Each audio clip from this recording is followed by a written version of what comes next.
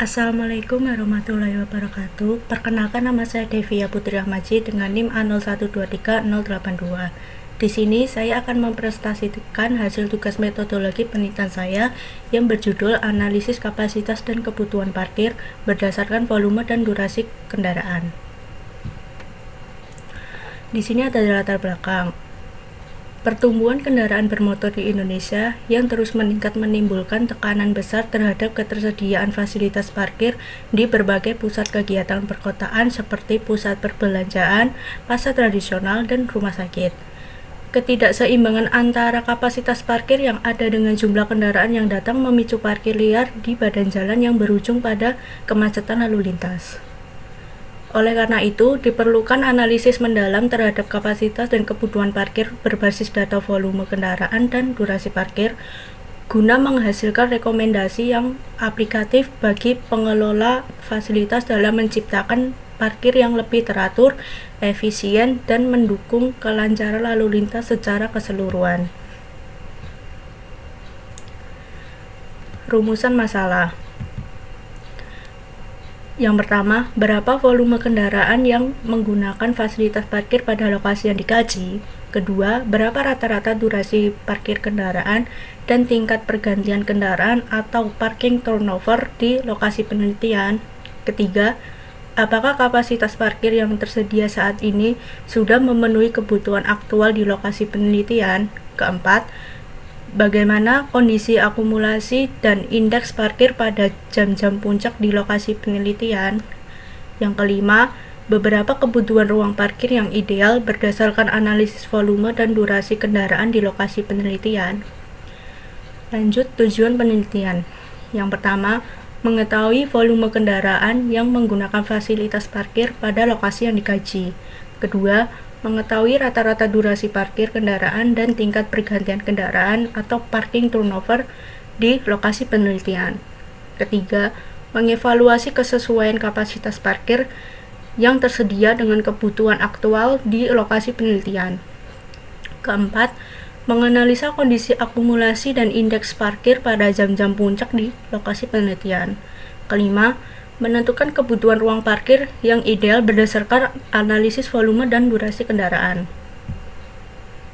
Manfaat penelitian. Yang pertama, manfaat teoritis.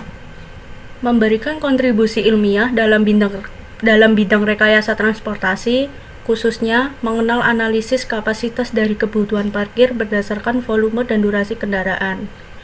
Menjadi referensi dan bahan kajian bagi peneliti selanjutnya yang ingin melakukan penelitian serupa di lokasi yang berbeda.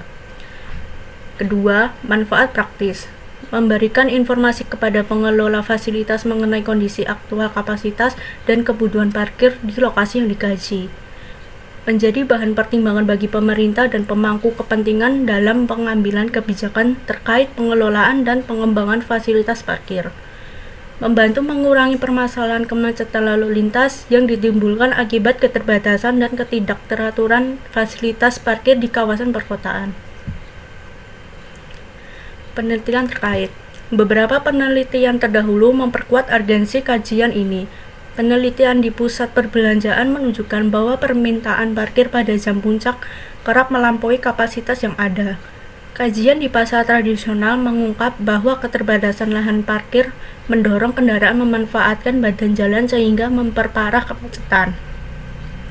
Sementara penelitian di rumah sakit menunjukkan karakteristik durasi parkir yang lebih panjang akibat lamanya proses pelayanan kesehatan. Seluruh temuan tersebut menegaskan bahwa analisis berbasis data volume dan durasi kendaraan merupakan metode yang paling efektif dan representatif dalam mengevaluasi serta merencanakan kebutuhan fasilitas parkir secara akurat dan teratur. Parkir didefinisikan sebagai kondisi tidak bergeraknya suatu kendaraan untuk sementara waktu karena ditinggalkan oleh pengemudinya.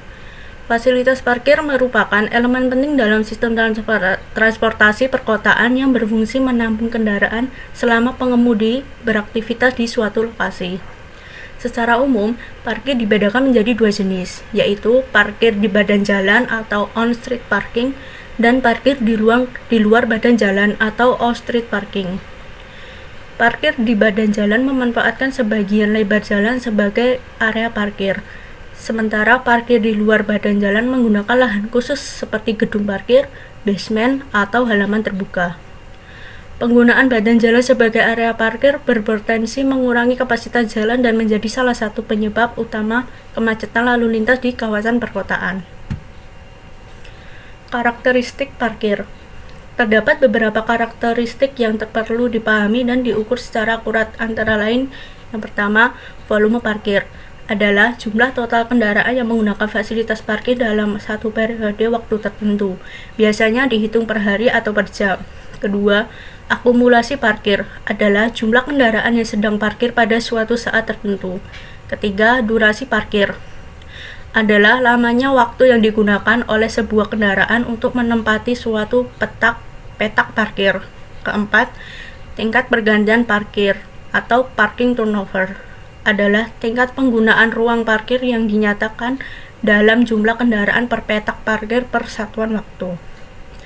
Kelima, indeks parkir adalah perbandingan antara akumulasi parkir dengan kapasitas parkir yang tersedia, dinyatakan dalam bentuk persentase.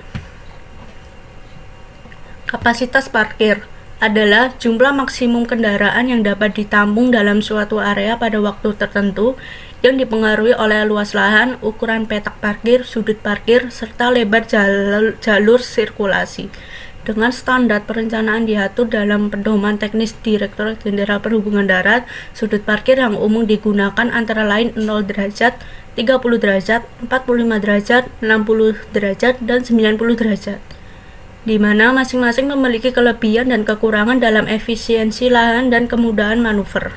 Sudut 90 derajat umumnya menghasilkan kapasitas terbanyak, namun memerlukan jalur sirkulasi yang lebih lebar.